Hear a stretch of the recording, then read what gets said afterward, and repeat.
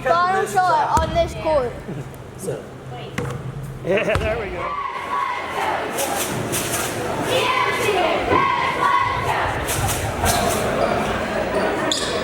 LeBron does.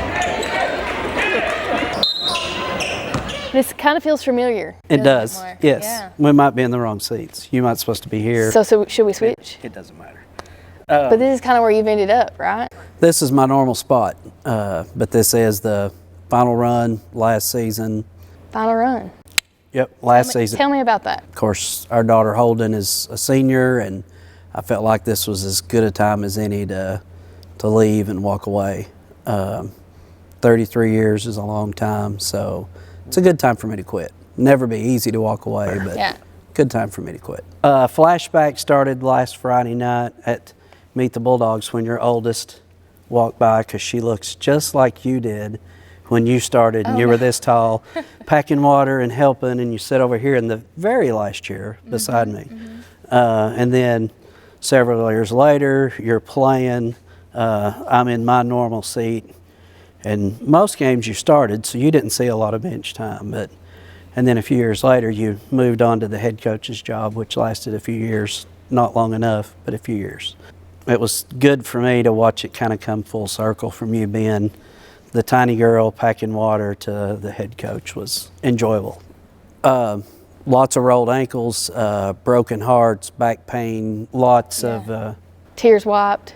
When I started, Coach Guffey, he would say, he said, it's my job to coach and be mean and rough them up a little bit, and you're supposed to take them off and coddle them and fix everything and make them feel better about being here. So we had a pretty good relationship, and I've been able to continue that for the most part through the years. Is I let the coach rough them up, and then I try to take care of everything else. Okay, so before you talk to me about other things, I want to know. All right. If you had to put a number on it, how many ankles have you wrapped? Come on, just even. Probably near 1,000. Yeah, that's a lot of ankles. When you count the basketball ankles, the softball ankles, the soccer, the football. Yeah. It's been a lot of ankles. Yeah. Boys, state runner-up in the All-A. That was a great run, fun. Just right after COVID, it kind of settled down, but we were still doing COVID rules then.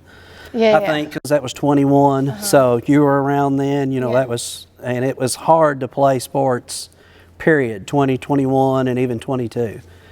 Allie and I looked earlier. I think there's 9 or 10 girls district championships that I was sitting on the bench, 7 or 8 boys district championships, all of the girls regional championships I was here, all 3 Sweet 16 appearances that we made, I was here. Might have been 4. I'm getting old. I don't remember all of it.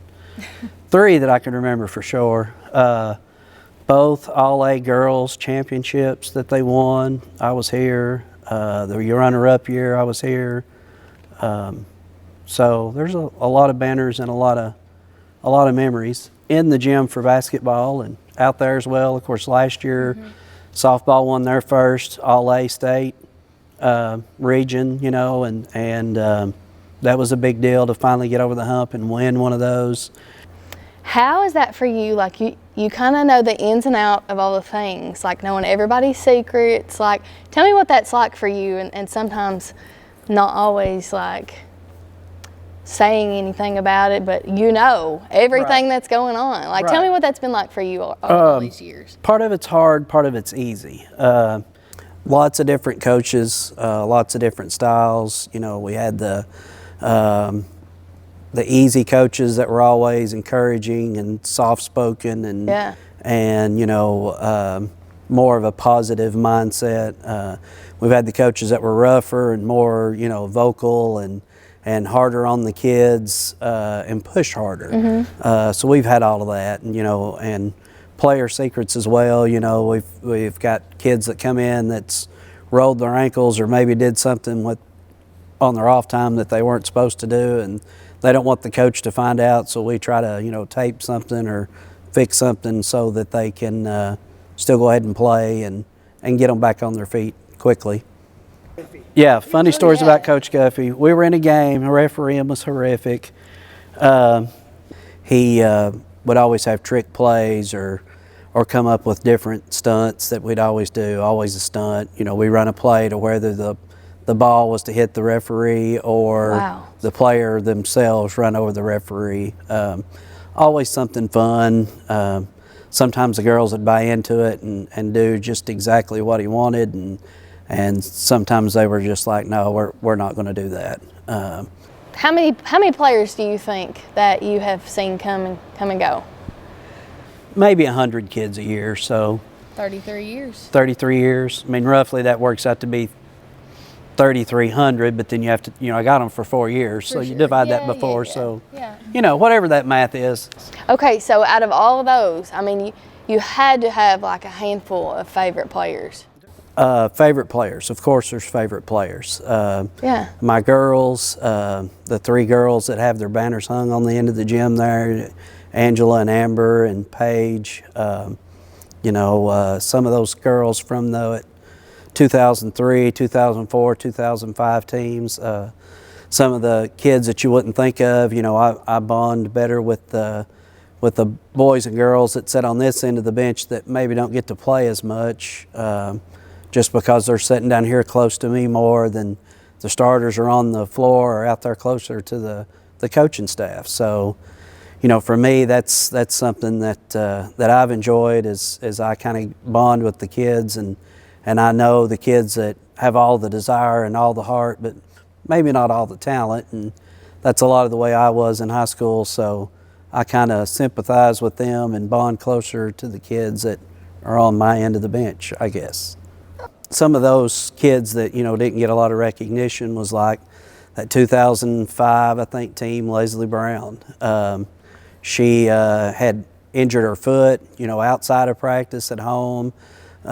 We had to try to bandage that up and fix it to where she could stand to play and get through those games. And she was not, you know, necessarily a celebrated player, but was an integral part of that team winning all those games. You know, she was one of my favorites, and off that team as well. You know, you had Jessica Cummins that, you know, didn't really get a spotlight, but without those girls, we don't hang a lot of these banners that are here. So many, and I made lifelong friendships with a lot of those girls. Mm-hmm. So, you know, those kids that are here on the end, I understood them, and I was similar in high school. You know, I tried out, never could make the team. Coach Dunlap, of course, was the coach, and I think the 3rd year that I had tried out for the team, he come out of the locker room and just shook his head and said, yeah, you're not going to make the team, but we've got to find you something to do. And that summer I went to athletic trainers camp up at Eastern Kentucky University, and that kind of started all of this. I come back home, and my junior and senior year, I set the bench with the team and did the Band-Aids and taping ankles and that kind of stuff, and that's kind of what started my spot on the end of the bench, I guess. And that would have been around 1985, so it's been a while. So that's where it all began. That's where it all basically. started. So are you like ready for it to be over? I will miss all of it. I'll miss the Friday nights, freezing to death, watching football in the rain. I will miss all of this place. Mm-hmm. Don't cry. I got it. I was spoken and thrown. Yeah. This is Home. second home. Yeah. So I got to watch all of you girls grow up. Yeah, you did. My kids grew up in this gym. Mm-hmm. So most people look at it as an old gym. It means a lot more to me than just being an old gym. Absolutely. So I'll miss walking in here, sitting in my spot. I do have a reserve chair up there though that's almost as comfortable. Mm-hmm. So. Well, I would be willing to bet that you could have this chair anytime you walked into this gym if you wanted. I probably could, unless there's a major coaching change. So, Nick, when I told him that I was leaving a few years ago, I told him my plan. He said, "Oh, you got to stay till I leave." And I said, "Nick, I love you, but it's not happening." Holden's senior night is also the old man's. You know, we're leaving together, so it's a But good that's time for me okay. to leave. It's a new chapter, you know. Absolutely. Absolutely. Hey, Mark. Yep. 33 years and 84 feet. You ready? We'll do it. Let's try it. All right. All right. Tell me about where it all began and when. 92, 93 basketball season. I come on and started volunteering as the trainer. All right. So you started at the end of the bench, At the end of the right? bench, But now yes. I heard a tale that maybe you did some coaching. I did a little coaching. Once Ronnie Guffey, Gary Farley got tossed, me and Jennifer Preston had to take over. I coached summer ball a little one year because we were short on coaches, so I went and helped do that. Yeah. How was that compared to your training years? It was okay, but at that time, our oldest daughter was playing, and I made her mad because I didn't give her enough playing time, she felt like. So That leads me into favorite players. Did you have some favorite players? I have a lot of favorite players. Obviously, my three daughters, Ashton, played basketball, ran cross country, and played soccer. Then Reagan, our middle daughter, played softball and played soccer.